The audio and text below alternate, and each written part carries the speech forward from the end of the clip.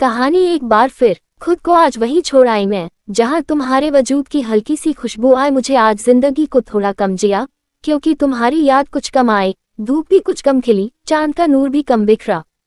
सोचा कल थोड़ा सा ज्यादा जीने की कोशिश करूंगी। कल बहुत दिनों के बाद दराज में से एक सपना निकाला, तुम्हारी धुंधली यादों से लिपटा था। आंखों के नमकीन पानी से धो मांझकर कुछ चमकाया उसे और सजा लिया फिर मेज पर। एक तेज हवा के झोंके ने जैसे ही झरोखे से झांका, झट से टूटकर बिखर गया। टुकड़ों को समेटकर फिर से दराज में रख रही हूँ, शायद फिर कभी न खोलने के लिए। क्यों होता है ऐसा बार बार? तुम ना होकर भी मेरे साथ होते हो और मैं चाहकर भी तुम्हें अपनी जिंदगी से निकाल नहीं पाती। क्या अब भी तुमसे प्यार करती हूँ मैं? मेरी छोड़ो, तुम्हारा क्या? तुम कहाँ याद करते होगे मुझे? अब तक तो तुम मुझे भूल भी गए होगे, अपनी नई दुनिया भी बसा ली हो शायद। खैर, मुझे क्या लेना देना, पर जब लेना देना नहीं तो मन में इतनी बेचैनी क्यों रहती है? अक्सर क्यों मन करता है कि किसी अनजान नंबर से फोन करके तुम्हारी आवाज सुनूं, कोई मैसेज भेजकर तुम्हारे जवाब का इंतजार करूं।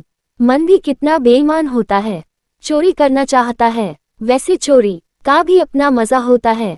चोरी चोरी तुमसे मिलने आना अच्छा लगता था, फिर चोरी से चुपचाप खिड़की के रास्ते अपने रूम में जाकर सोने की एक्टिंग करना भी अच्छा लगता था। जब चोरी पकड़ी गई तो सबसे लड़े थे हम दोनों अपने प्यार की खातिर।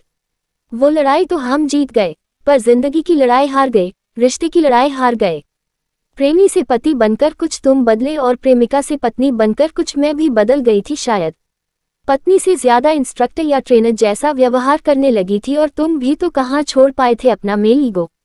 ईगो वैसे हम दोनों में ही था, पर मुझमें कुछ ज्यादा। तुम फिर भी समझदार थे, शायद अब समझ पा रही हूँ कि जिसे मैं अपने आत्मसम्मान व अस्तित्व की रक्षा समझती थी, वो दरअसल मेरा ईगो था। नहीं समझ सकी थी कि रिश्तों में एडजस्टमेंट जरूरी होते हैं, एक दूसरे का सम्मान, और कभी कभी एक दूसरे के ईगो को संतुष्ट करना भी जरूरी हो जाता है। पर मुझ पर तो बराबरी का सो कॉल्ड भूत सवार रहता था हरदम। अपने घर में भेदभाव की पीड़ा इस कदर झेली थी कि मन में ये धारणा ही बना ली थी कि जब मैं आत्मनिर्भर हो जाऊंगी तो कभी किसी पुरुष के सामने झुकूंगी नहीं। ये सोच कब मेरी आदत और फिर कब मेरे स्वभाव के रूप में परिवर्तित हो गई, पता ही नहीं चला। यही वजह थी कि जब तुमसे प्यार हुआ तो ठान लिया था कि घरवालों के तमाम विरोध के बाद भी झुकूंगी नहीं। मुझे अपनी जिंदगी अपनी शर्तों पर जीने का पूरा हक है।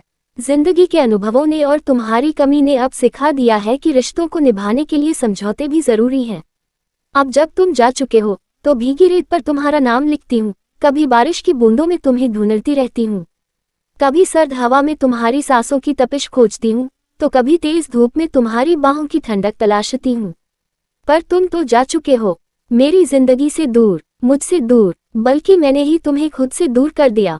पर अब सोचती हूँ कि क्यों वो छोटे छोटे झगड़े हमारे प्यार, हमारे रिश्ते से इतने बड़े थे। अब तो हंस पड़ती हूँ उनको याद करके। ये क्या है ललित, तुम्हें इतनी भी समझ नहीं है कि अलमारी में अपने कपड़े सलीके से रखो? मैंने गुस्से में तमतमाते हुए कहा था। ओह प्रिया, इतना गुस्सा क्यों होती हो? तुम जो हो मुझे सलीका भी सिखा देना और ढंग से रहना भी। तुमने रोमांटिक होते हुए कहा था, मैं तुम्हारी बीवी हूँ, माँ या आया नहीं, जो छोटे बच्चे की तरह तुम्हारा ख्याल रखूंगी। सारा दिन ऑफिस में काम करूं और यहाँ आकर तुम्हारे नखरे झेलूं, यह मुझसे एक्सपेक्ट मत करना। जब पहली बार मैंने तुमसे इस अंदाज में बात की थी तो तुम तो जैसे सकपका ही गए थे। तुमने सपने में भी नहीं सोचा होगा कि मैं इस तरह रिएक्ट करूंगी। आज तुम्हारी उन्हीं चीजों को छूकर तुम्हारी मौजूदगी का एहसास करने की कोशिश करती हूँ, और तुम्हारे बारे में न सोचने का रोज खुद से वादा भी करती हूँ, जो रोज ही तोड़ देती हूँ। पर आज तो तुम्हारे बारे में सोचने की एक वजह है मेरे पास, क्योंकि कल से रोज तुमसे सामना जो होगा। प्रिया, तुम्हें एक खबर देनी थी, हमारी कंपनी के नए सीईओ कल से ज्वाइन कर रहे हैं हमें। मेरे दोस्त व कलीग मुकेश ने मुझे बताया था। हाँ मुकेश, मुझे पता है, और यह भी पता है कि वो और कोई नहीं, ललित ही है। इतना कहकर मैं वहां से हट गई। पर जिस दिन से मुझे ये पता चला है, हर पल बस तुम्हारे बारे में ही सोच रही हूँ। जिंदगी के इन चंद सालों ने मुझे कई सबक दिए हैं। मुझे अपनी गलती का भी एहसास है, लेकिन तुम्हें तो यह नहीं पता। हो सकता है तुम्हारी जिंदगी में कोई और आ गई हो, या तुमने शादी भी कर ली हो। अचानक ये डर मुझ पर हावी हो गया और मैं पसीने से लथपथ थी। क्यों डर रही हूँ मैं? तुमसे अलग होने का फैसला भी तो मेरा ही था। मुझे कोई एडजस्टमेंट नहीं करना था, मुझे झुकना नहीं था और मुझे तो शायद प्यार भी नहीं करना था तुमसे, बस बराबरी की लड़ाई लड़नी थी। प्रिया, अब मैं चाहता हूँ कि हम 2 से 3 हो जाएं। तुम्हारी ही तरह प्यारी सी गुड़िया मुझे पापा कहकर बुलाए। तुमने हमारी पहली एनिवर्सरी पर अपने दिल की बात कही थी। तुम पागल हो गए ललित, अभी सिर्फ 1 साल हुआ है हमारी शादी को। मुझे अपना करियर बनाना है, मैं अभी से इस झंझट में नहीं पड़ना चाहती। पर प्रिया, मैं चाहता हूँ, आखिर मेरी भी तो ख्वाहिश है कुछ। तुम पुरुषों की यही तो प्रॉब्लम होती है, तुम्हें हम लड़कियां बच्चा पैदा करने वाली मशीन या तुम्हारी ख्वाहिशें पूरी करने वाली कोई चीज लगती हैं। प्रिया, तुम बात को गलत दिशा दे रही हो। यहाँ बात स्त्री पुरुष की है ही नहीं। मैं तुमसे प्यार करता हूँ, पति हूँ तुम्हारा, मेरा कुछ तो हक बनता है तुम पर। लेकिन तुम हो कि अपने कॉम्प्लेक्स से बाहर ही नहीं आती। इतना कहकर तुम चले गए थे और रात भर घर नहीं लौटे थे। अगली एनिवर्सरी आते आते मैंने भी यह सोच लिया था कि अब फैमिली बढ़ाने का सही समय है, सो तुम्हारी नाराजगी भी दूर हो गई कुछ। फिर रानी का जन्म हुआ। फूल सी नाजुक थी वो, गुलाबी होंठ, मखमल जैसी कोमल। इतना प्यार उमड़ा था उसे पहली बार अपनी बाहों में लेकर। धीरे धीरे वो बड़ी होने लगी। उस दिन तुम्हारे दोस्त घर आए थे और 3 साल की रानी से लाड़ प्यार जता रहे थे। प्रिया, ये क्या तरीका है? तुम सबके सामने से रानी को जबरदस्ती ले गई। सबको कितना बुरा लगा। तुम्हारी प्रॉब्लम क्या है? ललित, तुम मर्दों की फितरत को अच्छी तरह समझती हूँ मैं। बचपन से देखती और सहती आई हूँ। छोटी छोटी बच्चियों को लाड़ प्यार के बहाने एब्यूज करते हो। प्रिया, तुम मेंटली सिक हो। तुम्हारे साथ बचपन में अगर तुम्हारे अंकल ने गलत करने की कोशिश की तो क्या सिर्फ इस वजह से तुम दुनिया के सारे मर्दों पर शक करोगी? तुमने गुस्से से कहा, जहां तक रानी की बात है तो मैं कोई रिस्क नहीं ले सकती और जरूरत पड़ी तो तुमसे भी दूर रखूंगी उसे। मैंने जो भुगता मेरी बेटी नहीं भुगतेगी। मैंने भी उतने ही गुस्से में जवाब दिया। तुमने उस दिन पहली और आखिरी बार मुझ पर हाथ उठाया था। उसके बाद न तुम कभी आए दोबारा, न कभी मैंने ही तुम्हें पुकारा। रानी बहुत मिस करती है तुम्हें। एक वक्त था जब सोचती थी कि रानी को अपने जैसा बनाऊंगी और अब चाहती हूँ कि वो मेरी तरह बिल्कुल भी न बने, वो तुम्हारी तरह बने। सुलझी हुई, खुली दिलो दिमाग वाली, हंसमुख। विश्वास करना सीखे, जिंदगी को सामान्य इंसान की तरह जीना सीखे। मेरी तरह स्त्री पुरुष के कॉम्प्लेक्स में न फंसे। मम्मा, क्या सोच रही हो? आप कुछ बात करना चाहती थी न मुझसे? रानी की आवाज से मैं वर्तमान में लौटी। रानी, तुम हमेशा पूछती थी न कि पापा कहाँ हैं, कब आएंगे? कल तुम्हारे पापा आ रहे हैं। पर बेटा, वो दूसरे घर में रहेंगे, इसलिए अपने घर बाद में आएंगे। मम्मा, अब पापा हमेशा यही रहेंगे ना? मैं उनको जाने नहीं दूंगी। मम्मा, क्या आपका मन नहीं होता उन्हें देखने का, उनसे बात करने का? रानी महज 6 साल की ही थी, पर इतनी कम उम्र में भी पारिवारिक अनुभवों ने उम्र से पहले ही कुछ परिपक्व बना दिया था उसे। मेरी तन्हाई, अपना खुद का सूनापन सब समझती थी वो। रानी, चलो अब बहुत रात हो गई, सो जाओ, कल बात करेंगे। रानी के सवाल टाल दिए मैंने, पर खुद से कैसे झूठ बोलती मैं भला। मन तो हमेशा बहकाता ही रहता है इंसान को। अपने मन के चोर को खुद से ही कैसे छिपाती। कल जब तुम मेरे सामने होगे तो कैसे रिएक्ट करूंगी। सारी रात बस सोचते सोचते बीत गई। सुबह 9 बजे ही ऑफिस पहुंच गई थी मैं। नए सीईओ का स्वागत जो करना था, तुम्हें मैं फिजाओं में महसूस कर रही थी। तुम्हारी आहट, तुम्हारी खुशबू, तुम्हारा वजूद। नजरें उठाई, तुम सामने खड़े थे, बेहद शांत। तुम्हारे व्यक्तित्व में ठहराव तो पहले से ही था, वक्त और अनुभव के साथ आए इस परिपक्वता ने तुम्हें और भी आकर्षक बना दिया था। सबने अपना परिचय दिया, फिर तुम्हारी स्पीच हुई, पर मैं न कुछ सुन पाए न देख पाए, अलग ही दुनिया में खोई हुई थी।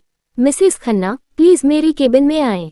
तुम्हारे मुंह से मिसेस खन्ना जैसे ही सुना तो होश आया। सर, आपने बुलाया। मैं तुम्हारे सामने नजरें झुकाए खड़ी थी। प्रिया, कैसी हो तुम? कुछ अजीब लग रहा है नयूं बरसों बाद मिलना। और रानी कैसी है? मैं कैसी हूँ पता नहीं। रानी बहुत खुश है तुम्हारे आने की खबर से। मैं क्या कहूँ तुमसे कि तुम्हारे बिना अपना वजूद अब तक नहीं तलाश पाई। जिस वजूद की खातिर तुमसे अलग हुई, उसका एक बड़ा हिस्सा तो तुम्हारे साथ ही चला गया था। अब बस चंद कतरने और एकाध टुकड़े बचे होंगे।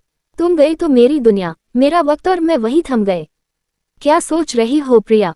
शेरनी की तरह दहाड़ने वाली मेरी प्रिया इतनी गंभीर और शांत, बदली बदली सी लग रही हो। क्या कहा ललित ने? मेरी प्रिया, क्या अब भी तुम मुझे अपना समझते हो? इतने साल अलग रहने के बाद भी मैं तुम्हारी जिंदगी में हूँ कहीं। प्रिया, क्या हुआ? कुछ बोलोगी नहीं? तुम्हारी आवाज से मैं लौटी। मैं बदल भी गई हूँ और बिखर भी गई हूँ ललित।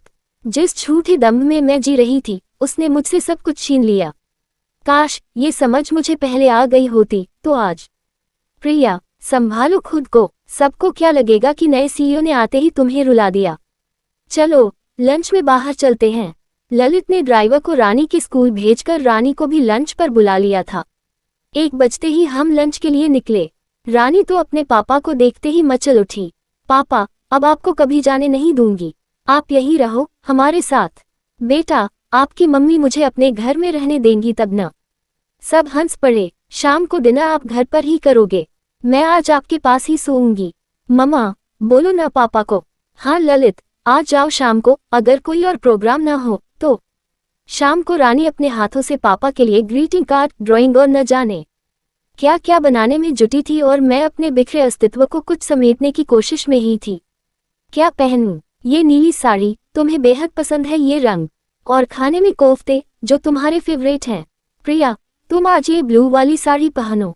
मुझे अच्छा लगता है ये कलर। तुमने एक बार कहा था मुझे। ललित, पर मुझे तो ये कलर ज्यादा पसंद नहीं है। मैं वही पहनूंगी जो मुझे पसंद होगा। कितनी आसानी से तुम्हारा दिल दुखा दिया था मैंने एक छोटी सी बात पर भी। और आज हर चीज तुम्हारी ही पसंद की करने का दिल करता है। डोरबेल बजी तो रानी ने लपक कर दरवाजा खोल दिया। तुम आते ही घर को निहारने लगे। रानी तुम्हारे दिए हुए गिफ्ट्स में खो गई। प्रिया, अच्छी लग रही हो इस नीली साड़ी में। तुम्हें पसंद है न ये रंग? मुंह से अचानक निकल गया तो मैं झेप गई। प्रिया, मैं बिना किसी लाग लपेट के तुमसे कुछ पूछना चाहता हूँ। ईमानदारी से जवाब देना। पूछो ललित, मुझे मिस करती हो? क्या कभी दिल नहीं किया मुझे फोन करने का, मुझसे मिलने का? क्या जवाब देने की जरूरत है? रही बात तुमसे मिलने की, तो तुम तो ये शहर ही छोड़ चुके थे। मुकेश से तुम्हारे बारे में पता चलता रहता था, पर पहले तो मेरे ईगो ने तुम तक पहुंचने से रोका और जब लगा कि तमाम झूठे आवरणों से खुद को मुक्त करके तुम्हारे पास चली आऊं, तब तक बहुत देर हो चुकी थी। इतना वक्त बीत चुका था कि माफी जैसा शब्द बहुत छोटा था अपनी गलतियों के सामने, और मुझ में हिम्मत भी नहीं थी तुम्हारा सामना करने की। पर तुम भी तो पहल कर सकते थे न? कर तो सकता था, पर मैं बेहद आहत था, दुखी था, बस खुद को काम में झोंक दिया सब कुछ भुलाने के लिए, पर नहीं भुला पाया। जितना ज्यादा तुम्हारी यादों से भागने की कोशिश की, रानी की भोली मुस्कान उतना ही मुझे उसके करीब लाती गई। पर मैं किस तरह पहल करता? तुमने लौटने के सारे रास्ते बंद जो कर रखे थे। तो क्या अब नहीं लौट सकते, या बहुत देर हो चुकी है तुम्हारी जिंदगी में अगर कोई और? प्रिया, क्या तुम मेरे सिवा किसी और की हो पाए इस दौरान? तो भला मैं कैसे अपनी नई दुनिया बसाता? रिश्तों को सहेजने का कोई भी मौका हाथ से नहीं जाने देना चाहिए। रिश्तों में देर जैसा शब्द न गिरने वाली दीवार जैसा होता है। देर हो गई यह सोचकर और देर कभी नहीं करनी चाहिए। पहल के लिए कोई मुहूर्त नहीं निकाला जाता। प्रिया, फिर से आ जाओ मेरी जिंदगी में हमेशा के लिए। चलो एक और मौका दे अपने रिश्ते को, न सिर्फ रानी की खातिर बल्कि खुद अपने प्यार की खातिर। बोलो, फिर से शादी करोगी मुझसे? मैं तुम्हारी बाहों में थी और गम का दरिया बह चुका था आंखों से। अब खुशी के आंसू थे जिन्हें छलकता देख रानी मुस्कुरा रही थी। सच कहा तुमने ललित, रिश्तों में देर जैसी कोई चीज होती ही नहीं, न होनी चाहिए।